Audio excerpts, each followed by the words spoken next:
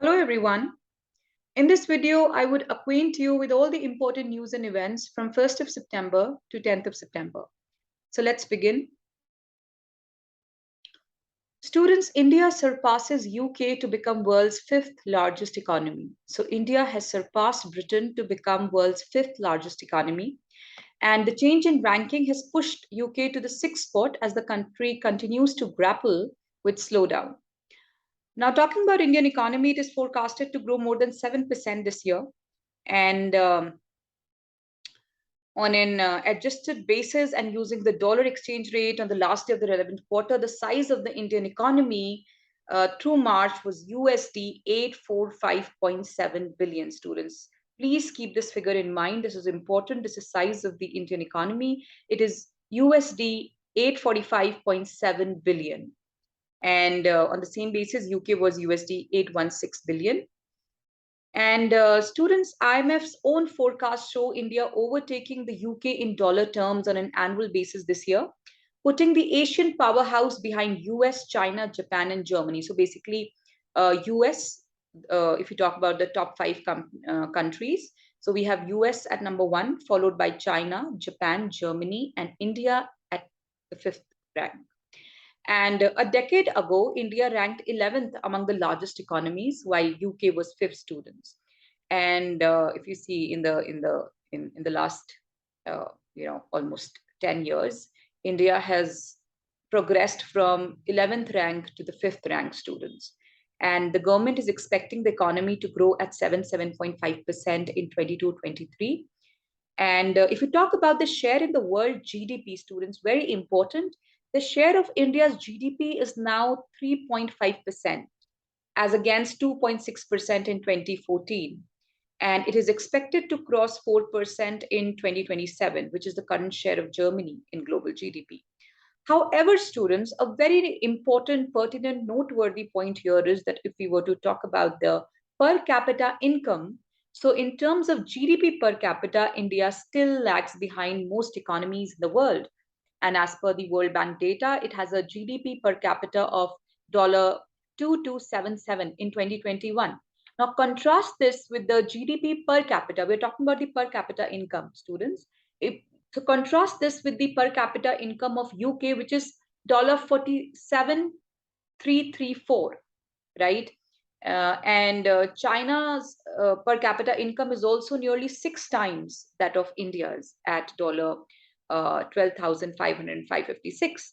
So India's per capita GDP is only $2277. Next, students, LIC out of the list of top 10 valued Indian companies, it has been replaced by Bajaj and Adani Transmission. So LIC is out of the top 10 companies by market capitalization, and it has dropped to 11th position in the list. Bajaj Finance at 10th and Adani Transmission at 9th. Students. And Adani Transmission for the first time had entered the top 10 list with a market value of rupee 4.43 lakh crores. And if we talk about the other companies on the list, we have got Reliance Industries on the top of the list. It is the most valuable Indian company with a market capitalization of rupees 17.8 lakh crores, followed by Tata Consultancy Services, TCS, HDFC, Infosys, Hindustan Unilever, ICICI Bank, and SBI.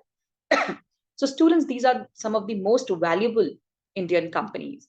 Now, the reasons for LIC's fall, students. So LIC's share price, it has fallen sharply since its listing on the stock exchange, and LIC shares were allotted. Students. And it has reported the 20% year-on-year growth in the net premium, led by 35% growth in the new business for LIC. Students. However, it fell sharply, since its listing on the stock exchange.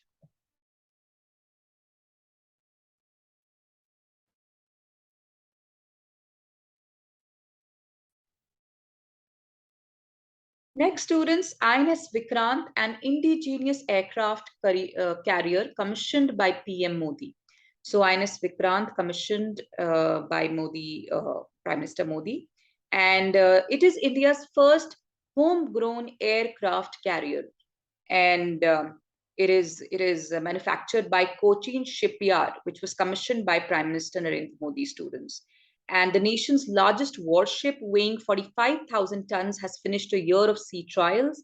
And the warship's construction costed rupees 20,000 crore, and the new naval emblem was revealed by the Prime Minister. If we talk about the capacity of the warship, it is the largest warship built entirely in India. So there could be a question, student, that which is the largest indigenously developed warship. So it is INS Vikrant. Keep the name in mind. Very important question for other management entrance tests. And it could fly 30 fighter planes and helicopters. And it was built at the Cochin shipyard and will provide the Indian Navy with a third aircraft carrier, has a crew of more than 1,500. Next, student, 64th Raymond Magsaysay Award 2022 announced. So Raymond Magsaysay Award, students, very important award. It was established way back in 1957, and it is Asia's greatest honor and distinction. And the award is managed by RMAF, and it is named after Raymond Magsaysay, who was the third president of Philippines. And it is also regarded as the Asia's Nobel Prize. So there could be a question: which of the following awards are regarded as Asia's Nobel Prize? That's Raymond Magsaysay, and it is presented every year in Philippine students. So for this year, students, the award has the awards have been announced, and the awardees are Sotria Chim of Cambodia, and Burnett Madrid from Philippines, and Tadashi Hattori from Japan, and Gary Benchkip in Indonesia. Moving on, World Bank applauds India's effective response to the COVID-19 crisis strategy, students. So the World Bank has acknowledged, it has applauded the efforts of the Indian government in response to the COVID-19. And it acknowledged the Indian government's decision to have centralized procurement, support for long-term market development, and production of emergency medical equipments. So these are the few things that, according to the World Bank, the government of India did really well. And it also applauded the early export restrictions, which worked in its favor during the public health emergency in the country. And these findings were, or these observations were revealed in a report called, in a paper called India COVID-19 Procurement Challenges, Innovations, and Lessons. So what were the key highlights of the paper, students? It said that the World Bank identified 4 important innovations brought about by India that contributed to the country's successful management of the pandemic scenario. So basically, there were 4 particular points or facts that led to India's effective response to the COVID-19. So number 1, introduction of accelerated tendering process and quality assurance protocol, students, right? So the tendering process, they were conducted very effectively, transparently, and the quality assurance protocols were also ensured. Next, students, the adoption of a whole of government strategy to stimulate local production that helped to significantly lower unit prices and dependency on global supplies. So basically, India was reliant on its own domestic production, and this was a very positive strategic move by the Indian government to not rely on foreign sources for the supply of various medicines, or for that matter, other things that were required to fight the pandemic. Efficient supply chain management informed by computerized modeling to project cases and admissions for oxygen. So the World Bank has also appreciated the supply chain management, the logistic management, students, particularly the computerized modeling to project cases and admissions for oxygen. So that helped it sort of, project accurately the demand for oxygen. And finally, the intensive care unit requirements based on epidemiological trends and quick quality assured COVID commodity, students, right? So again, basically, the trend mapping that it did to sort of accurately forecast the ICU requirements. So that was also appreciated.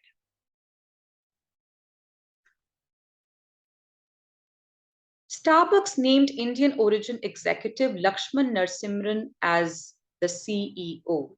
So the coffee giant Starbucks has appointed its new Indian origin chief executive officer, Lakshman Narasimham, and he would join Starbucks from October 1, and he has replaced Howard Schultz, who will continue as interim chief until April 2023. And the 55-year-old Indian Narasimham has served as the chief executive of Lysol and Infamil Baby Formula, UK-based Reckitt Benckiser Group in the past.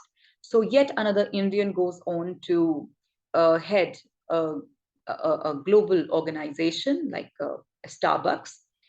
Now, coming to Starbucks Corporation, it is an American multinational chain of coffee houses and roastery reserves headquartered in Seattle, Washington. It is the world's largest coffee house chain, and as of November 2021, it has 33,833 stores in 80 countries and 15,444 of which were located in the United States. Next, students, very unfortunate, former Tata Sons chairman Cyrus Mistry passes away. So former chairman of Tata Sons, Cyrus Mistry, has died in a road accident while en route from Ahmedabad to Mumbai. And he was only 54 years old. And he was traveling with, few other people, but, they could survive. And Mistry is survived by his wife, Rohika, and their two sons. And who was Cyrus Mistry? Basically, Cyrus Palonji Mistry was an Indian-born Irish businessman, and he was the sixth chairman of Tata Sons. However, he was ousted from the position in October 2016, students. So it was in October 2016 that he was removed as the executive chairman of Tata Sons. In fact, they had the Sapurji Palonji group had also, filed a plea in the Supreme Court against this decision, but the plea was dismissed by the Supreme Court, and it upheld Tata Group's decision to remove Mistry. Now, after that, students, so basically he had taken over as the chairman in December 2012 after Ratan Tata announced his retirement. And N. Chandrasekharan later took over as the executive chairman of Tata Sons.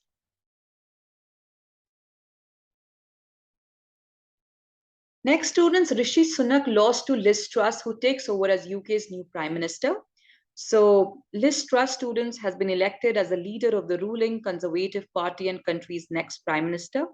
And she's now the third woman to be elected Prime Minister of United Kingdom. And she defeated Rishi Sunak, an Indian, the prime ministerial candidate who is of an Indian descent.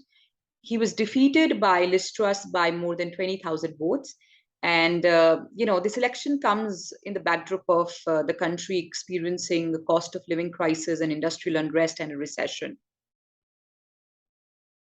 Now, very quickly, students, about Liz Truss.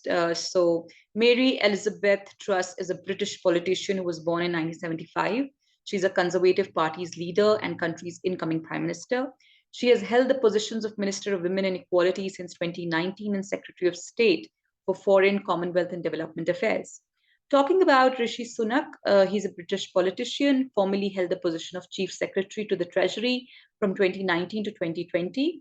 And before that, he's also been the Chancellor of the Exchequer from 2020 to 2022.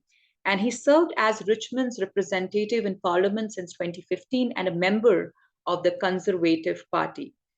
Now, talking about his earlier life and career, he was raised in UK. His parents are of Indian descent and immigrated to UK from East Africa in 1960s. And Rishi Sunak studied philosophy, politics, economics at the Lincoln College in Oxford before earning an MBA from Stanford University in California. His personal life, Rishi Sunak, met Akshata Murthy, the daughter of N.R. Narayan Murthy, the billionaire Indian businessman who founded Infosys, while attending Stanford University, where, she, of course, later became his wife. Next, students, PM Narendra Modi announced PM Shri scheme for upgrading 14,500 schools. So Prime Minister Narendra Modi has announced a new initiative, the development and upgradation of 14,500 schools across the country under the Pradhan Mantri Schools for Rising India. So the full form is PM Pradhan Mantri Schools for Rising India, the full form of PM Shri Yojana. And according to the students, according to the scheme, the schools will become model schools, which will encapsulate the full spirit of the national education policy. And the centrally sponsored scheme will be implemented by strengthening existing schools selected from amongst those managed by state government, state and union territories and local bodies. So students, this is a very important point. We have discussed this in the class also, the poor condition of Indian education system. And this could be one point that this is a step taken in a positive direction and how badly needed this is. So what is the aim of the scheme? The aim of these schools will not only be qualitative teaching, learnings, and cognitive development, but also to create holistic and well-rounded individuals equipped with 21st century skills students. So it would go beyond a very bookish curriculum to, develop very holistically, develop and provide well-rounded skills to the students. About the scheme, the PM Shri schools will have a modern, transformational, and holistic method of imparting education. And the PM Shri schools will further benefit lakhs of students across the country. And emphasis will be on discovery-oriented, learning-centric way of teaching. The focus will also be on modern infra, including the latest technologies, smart classrooms, sports, and more. Okay, next, students, Europe heading for recession as inflation crisis deepens. So the Eurozone is almost certainly entering a recession, with surveys today showing a deepening cost of living crisis and a gloomy outlook that is keeping consumers wary of spending. So basically, students, the Eurozone is on the verge of a recession, and there is a very high, it's experiencing very high inflation and very, reduced consumer sentiment. The European Central Bank is under pressure as inflation is running at more than 4 times its 2% target, reaching a record 9.1% last month. Now, what are the main reasons for Europe slipping into recession? So this is primarily due to developments in energy prices, which even after retreating over recent years remain elevated. And that, of course, negatively impacted household spending and the savings. And services activity in Germany, Europe's largest economy, contracted for a second month in a row in August, as domestic demand came under pressure from soaring inflation and faltering confidence. And how Asia is seen, students. Now, meanwhile, in Asia, surveys showed a strong rebound in China's service sector, eased slightly amid fresh COVID-19 flare-ups, while in Japan, the sector contracted for the first time in 5 months.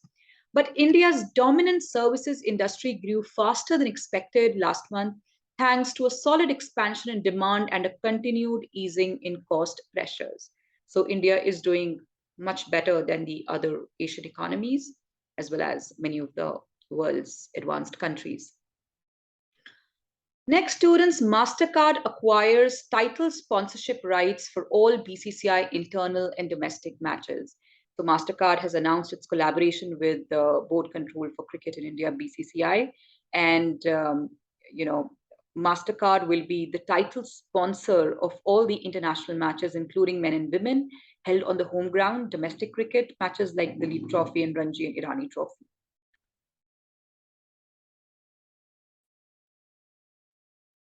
Rajpath will now be Kartavya Path. So New Delhi's iconic Rajpath, the road from Rashtrapati Bhavan to India Gate, is all set to be renamed Kartavya Path, the path of duty, in line with PM Modi's stress on the abolition of symbols relating to the colonial mindset. So as the revamped ceremonial boulevard gets ready, along with the Central Vista lawns to be unveiled to the public next year, students. So it is coming up along with the Central Vista project we all know of. And the new name Kartavya Path comes in line with PM Modi's thrust on shedding names and symbols reminiscent of the British era. And Kartavya Path stresses PM Modi's emphasis on duty in the run-up to 2047 that marks India's 100 years of independence.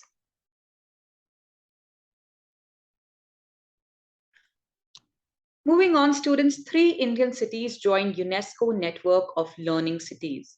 So Warangal, and Thrissur and Nilambur. These are the 3 city students that have joined the UNESCO Global Network of Learning Cities in recognition of their outstanding efforts to make lifelong learning a reality for all at the local level.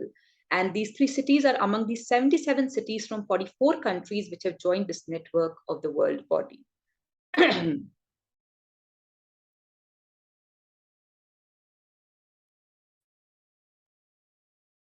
UNESCO GNLC is an international network consisting of cities that successfully promote lifelong learning across their communities. And it includes 294 cities from around the world that share inspiration, know-how, and best practice with each other. And the network supports the achievement of all the 17 development goals, SDGs.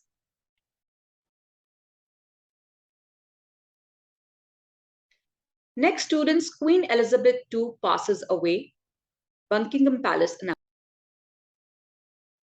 Queen Elizabeth II passes away, and she reigned UK for 70 years. She passed away at Balmoral at the age of 96. After worries about her health grew early, her family gathered at a Scottish estate, and she saw some significant social change after ascending to the throne in 1952. Next, students, UNDP's Human Development Index, India ranks 132 out of 191 countries. So a report on the 2021 Human Development Index is part of the Human Development Report 2122, and it is released by the United Nations Development Programme. Now, what it measures the average achievement of a country in 3 basic dimensions of human development. Number 1, a long and healthy life, education, and decent standard of living. And it is calculated using 4 indicators: life expectancy at birth, mean years of schooling, expected years of schooling, and gross national income per capita. So India has ranked 132 among 191 countries. Very important, students, keep India's rank in mind. And in the 2020 report, India has ranked 131st among 189. So this was for last year. And the decline in the country's performance from its previous level was on account of a fall in life expectancy.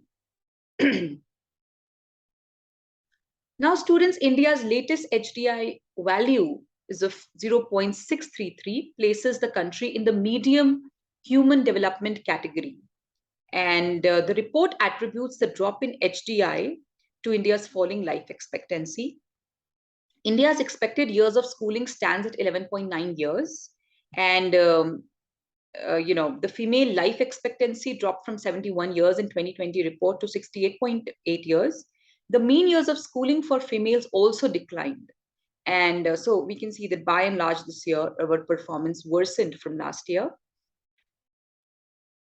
And it says that over the last decade, India has lifted a staggering 271 million out of multi-dimensional poverty.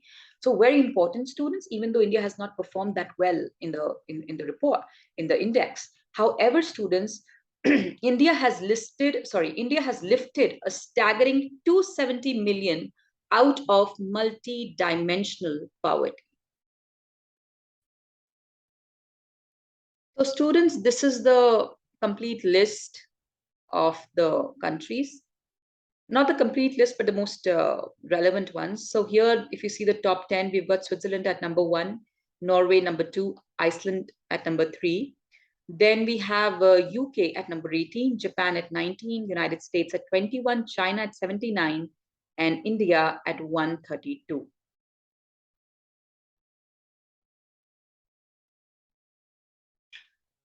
IndiGo appoints aviation industry veteran Pieter Elbers as the new CEO. So students, Pieter Elbers assumed the charge of IndiGo CEO, and he would replace the outgoing CEO Ronojoy Datta. Elbers, the former chief executive of KLM Royal Dutch Airlines, was named as the next CEO by IndiGo on May 18th. And before this, he was, of course, here he had been at the helm of KLM and Air France and KLM Group. Fortune India Rich List 2022, Gautam Adani, India's richest man. So according to Fortune India's list of India's richest for 2022, the wealth of 142 billionaires based in India is collectively worth USD 832 billion. And Gautam Adani is, of course, India's richest man. And students, he is not only India's richest man, but he has also gone on to become the third richest person in the world, students. And he became India's richest man with a net worth of USD 129.16 billion. Meanwhile, Reliance Industries chairman Mukesh Ambani's net worth stands at USD 94 billion, becoming the eighth richest man in the world and second richest in India.